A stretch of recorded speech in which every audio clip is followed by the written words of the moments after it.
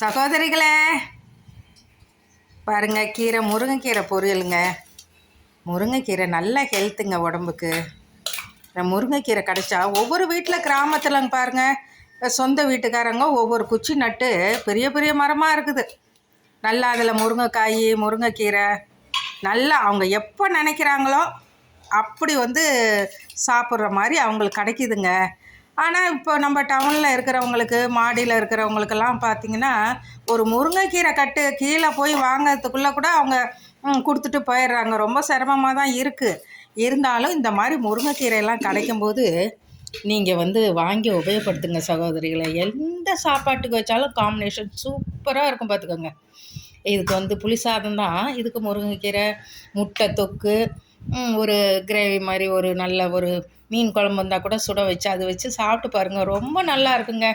மத்தியான சாப்பாடு தான் இருந்தால் கூட நம்ம டெய்லி குழம்பு அது இதுன்னு செஞ்சு சாப்பிட்றத விட நாளைக்கு வெரைட்டி சாதம் பண்ணி சாப்பிட்றது ரொம்ப நல்லாயிருக்கும் சகோதரிகளை. முருங்கைக்கீரை எனக்கு ரொம்ப பிடிக்கும். பிடிக்காதவங்க யாருமே கிடையாது. பட்டு முருங்கைக்கீரை சாம்பார் வைக்கலாம், முருங்கைக்கீரை கூட்டு வைக்கலாம், முருங்கைக்கீரை பொரியல் வைக்கலாம், முருங்கைக்கீரை சூப்பு வைக்கலாம். இப்படி அநேகம் செஞ்சு நம்ம சாப்பிட்றதுக்கு நல்ல அந்த முருங்கைக்கீரை பாருங்கள் எப்படி இருக்குது பாருங்கள்.